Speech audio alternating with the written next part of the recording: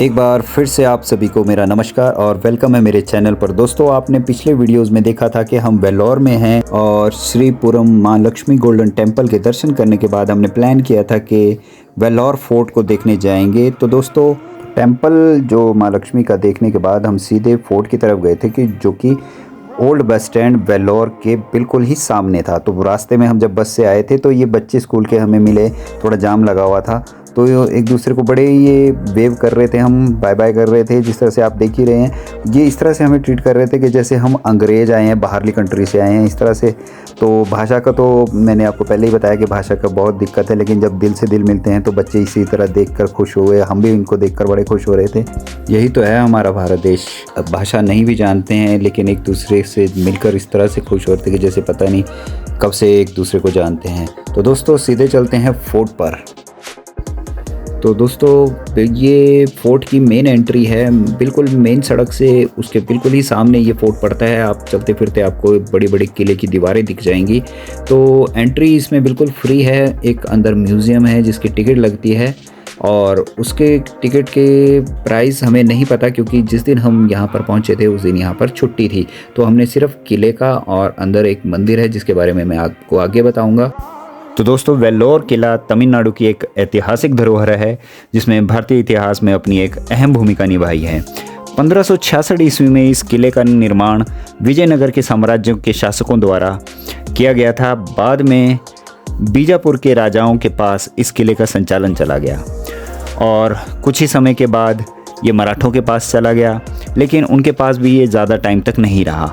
मराठों से इसका संचालन कर्नाटक के नवाबों के हाथ में आ गया और उसके बाद लास्ट तक यानी कि अंग्रेज़ों के पास ये किला चला गया और आज़ादी तक 1947 तक उनके कब्ज़े में ही ये रहा। ये किला मलाई कोडी की पहाड़ियों पर स्थित है। 1799 के दौरान टीपू सुल्तान के मौत के बाद उसके परिवार को इस किले में कैद करके रखा गया था, जो कि मैं आपको आगे बताऊंगा कि वो जगह कहाँ पर थी। तो दोस्तों, जैसे जैसे अलग अलग राजाओं और घरानों के पास ये रहा तो उन्होंने इस किले के अंदर अपने अपने सहूलियत के हिसाब से निर्माण किए। जैसे कि जब ये मराठों के पास था तो मंदिर का निर्माण हुआ, और जब ये नवाबों के पास गया तो जैसे मुस्लिम नवाबों के पास गया तो उन्होंने भी अंदर एक मस्जिद का भी एक निर्माण किया था। उस जो मस्जिद है उसके अंदर जाने की इजाज़त नहीं थी। तो इस तरह से अलग अलग निर्माण अलग अलग समय पर हुए हैं, जो कि मैं आपको इस वीडियो में बताऊंगा। तो बने रहिएगा वीडियो पर। वीडियो अच्छी लगे तो शेयर, लाइक और कमेंट्स ज़रूर करें। और दोस्तों, इस वीडियो को फेसबुक पर देख रहे हैं वो फॉलो करना ना भूलें।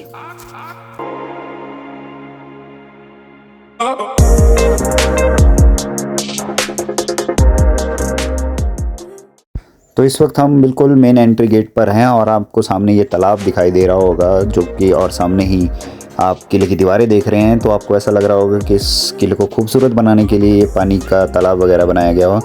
तो दोस्तों, बात ऐसी है कि ये जो किला है इसके चारों तरफ ये पानी की खाई बनाई गई है, जो कि इसी जगह पर ये सबसे ज़्यादा चौड़ा और गहरा है। तो जो इसकी चौड़ाई है लगभग 60 से 120 मीटर मेन गेट के पास है और गहराई 9 से लेकर के 4 मीटर है, जो उस टाइम की थी। लेकिन अब कहते हैं गाद वगैरह भरने के कारण अब इसकी जो गहराई है वो थोड़ी कम हो गई है। तो ये सारा सेफ्टी पर्पस के तौर पर किया जाता था, ताकि मेन मुख्य मार्ग जो है, मेन सड़क से जो दुश्मन है डायरेक्टली आप किले के चारों तरफ से हमला ना कर सकें। तो इस तरह की सेफ्टी पर्पस वहाँ पर अपनाए जाते थे। आज़ादी के बाद से ही ये गवर्नमेंट ऑफ इंडिया के अंडर आ गया है और survey of archaeological of India के अब देखरेख में इसका संचालन किया जाता है। सुबह 6 बजे से शाम के 8 बजे तक ये खुला रहता है, जैसे कि आपने बोर्ड पर देखा। तो आगे बढ़ते हैं दोस्तों। जैसा कि मैंने आपको बताया कि आर्कियोलॉजिकल सर्वे ऑफ इंडिया के अंडर अब ये किला है, तो उन्हीं के ऑफिसेज़ वगैरह कुछ इनके प्रांगण में स्थित हैं और एक मंदिर का निर्माण यहाँ पर किया गया है, जो विजयनगर साम्राज्य के दौरान ही यहाँ पर मंदिर बनाया गया था, जिसे कि जलंकटेश्वर मंदिर कहते हैं। ये मंदिर दोस्तों भगवान शिव को समर्पित है। तो इस मंदिर का भी विजिट करेंगे। फ़िलहाल चलते हैं अभी किले को, देखते हैं कि और क्या है। ये जो रास्ता है ये म्यूज़ियम की तरफ जा रहा है, लेकिन बाद में हमें पता चला था कि म्यूज़ियम बंद है, तो हम यहाँ से थोड़ा सा वापस आ गए थे और सीधे हम किले की दीवार की तरफ गए थे, जो कि इस किले की मेन जगह है देखने वाली। तो चलते हैं सीधे किले की दीवार पर। तो ये मेन गेट के साथ ये रास्ता आ रहा है, यहाँ से ही हम आए हैं और ये नज़ारा इस वक्त किले की दीवार से।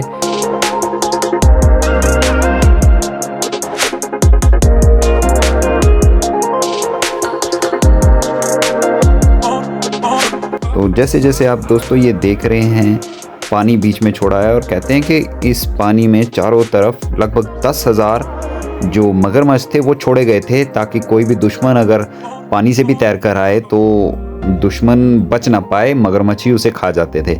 और ये जो आप देख रहे हैं कि एक स्टैंड जैसा बना हुआ है, यहाँ पर सैनिक खड़े हुआ करते थे। और ये जो पत्थरों में आप छेद देख रहे हैं, यहाँ से ये फायरिंग के लिए भी इन्होंने सिस्टम रखा हुआ था कि अगर सामने से दुश्मन फायर करता है या दुश्मन आगे बढ़ने की कोशिश करता है तो यहाँ से वो फायर कर देते थे। जैसा कि इन्होंने स्टैचू बना रखे हैं, बिल्कुल इसी तरह से सैनिक यहाँ पर तैनात रहते थे उस वक्त भी। तो ये आपको एक डेमोन्स्ट्रेशन दे रखा है कि इस तरह से यहाँ पर सैनिक रक्षा करते थे।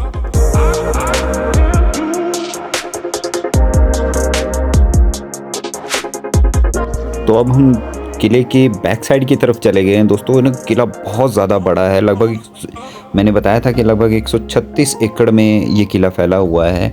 और यहाँ से कई अलग अलग रास्ते हैं, तहखाने हैं जो बने हुए हैं, जिनका कई जगह तो तालों से बंद कर दिया है।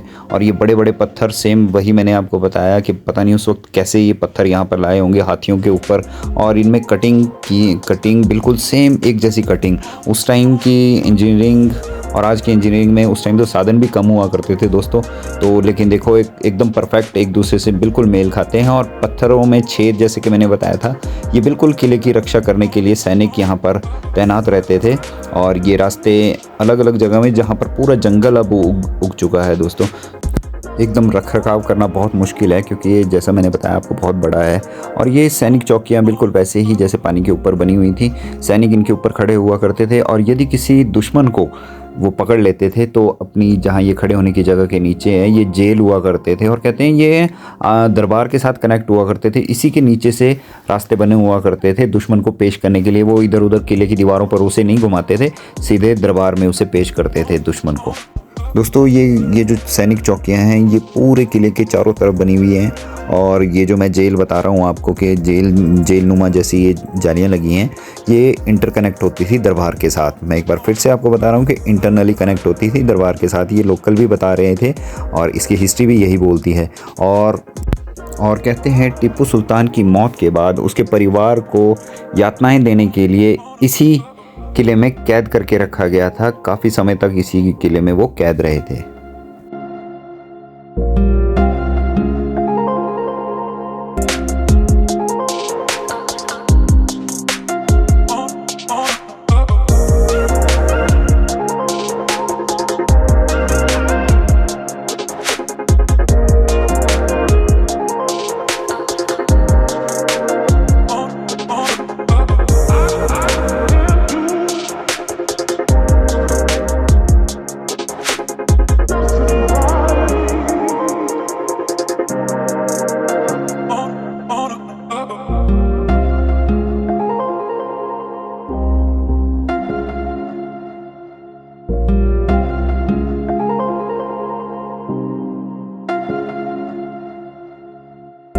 और इस किले का ये सबसे ऊंची जगह है दोस्तों, यहाँ से नज़ारा बहुत सुंदर दिखता है।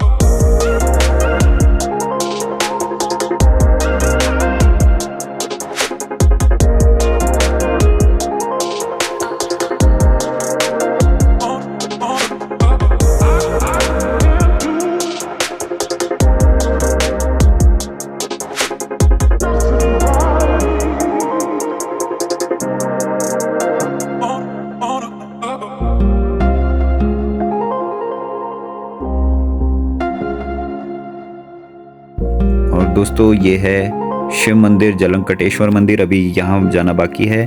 और किसी ने बताया कि यहाँ पर राजा कभी बैठकर नृत्य वगैरह या कोई दरबार या मल्लयुद्ध वगैरह यहाँ पर देखा करते थे। यहाँ ऊपर जहाँ पेड़ है, पेड़ से ऊपर यहाँ राजा बैठता था और यहाँ छोटे से स्थान पर मल्लयुद्ध हुआ करता था। और इसी के पीछे जेल बनाई गई थी, जहाँ पर जैसे भी कैदियों को पकड़ लेते थे तो इसी जेल में उन कैदियों को रखा जाता था। ये बहुत बड़ी जेल थी, नीचे जाना मुश्किल है, तो थक भी चुके हैं और हमें वापस भी जाना है। तो ये जेल थी दोस्तों, यहाँ पर सारे कैदियों को रखा जाता था, जितने भी कैदी होते थे पकड़ के लाते थे तो इसी जेल में रखते थे। और इसी के बैक साइड में वो मलयुद्ध वाली जगह थी।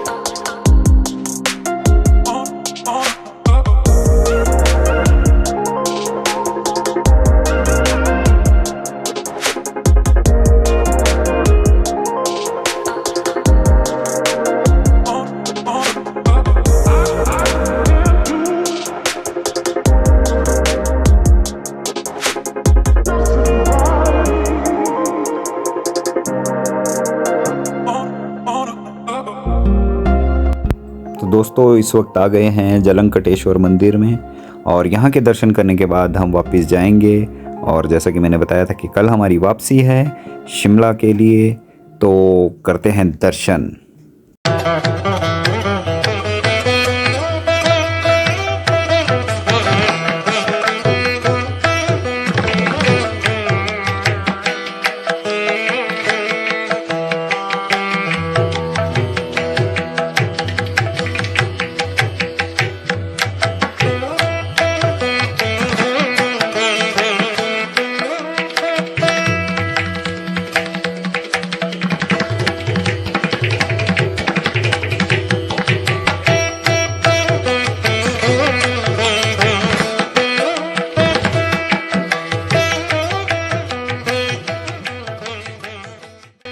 दोस्तों इस मंदिर का निर्माण जो है वो 1200 ईस्वी में ही हो गया था, 1274 ईस्वी के आसपास, और 1400 ईस्वी के आसपास ये कंप्लीट हो गया था। लेकिन जब ये किला बना, किले का निर्माण 1566 ईस्वी के करीब हुआ है। जब इस किले का निर्माण हुआ तो ये जो मंदिर था ये थोड़ा सा छिप गया था, एक तरह से दब गया था किले की ऊंचाइयों के कारण। लेकिन एक शासक को, विजयनगर के शासक को ही भगवान शिव का एक सपना आया कि शिवलिंग यहाँ पर है और वो दब चुका है, उसे पुनः स्थापित करें आप दोबारा से इसकी देखरेख करके। तो एक शासक द्वारा ही इसे दोबारा पुनः स्थापित किया गया और रेनोवेशन करके दोबारा से इस मंदिर का निर्माण विजयनगर के शासकों द्वारा ही किया गया था। वीडियो में जो आप ये मूर्तियाँ देख रहे हैं दोस्तों, ये दरअसल राजा के द्वारा बनाया गया एक विवाह मंडप था। जो हिंदू शासक रहे हैं, ये एक उन्हीं के द्वारा ये एक विवाह मंडप बनाया गया था ताकि मंदिर में आकर के लोग शादी विवाह का जो प्रोग्राम होता था वो कर सके और यहाँ बैठ कर के फेरे ले सके। तो ये विवाह मंडप है एक तरह के दोस्तों। लेकिन आज लोग यहाँ पर बैठते हैं, अपना टाइम पास करते हैं, ठंडक है, और कहते हैं कि ये जो मंदिर के जो ये खंबे हैं इनकी काउंटिंग की गई अंग्रेज़ों द्वारा।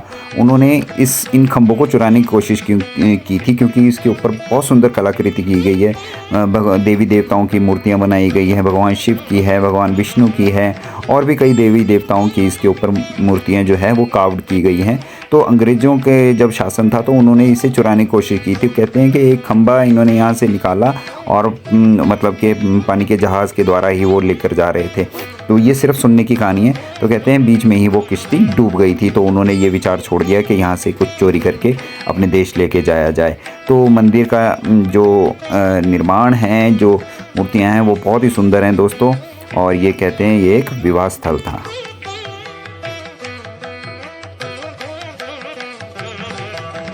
तो दोस्तों वीडियो को यहीं करते हैं एंड। यहाँ से हमारी जर्नी अगले दिन की वापसी होगी काटपाड़ी जंक्शन, और शिमला लौटने का टाइम हो चुका है। वीडियो देखने के लिए धन्यवाद। वीडियो अच्छा लगे तो subscribe, follow, like, share, comment ज़रूर करें दोस्तों। Thank you for watching.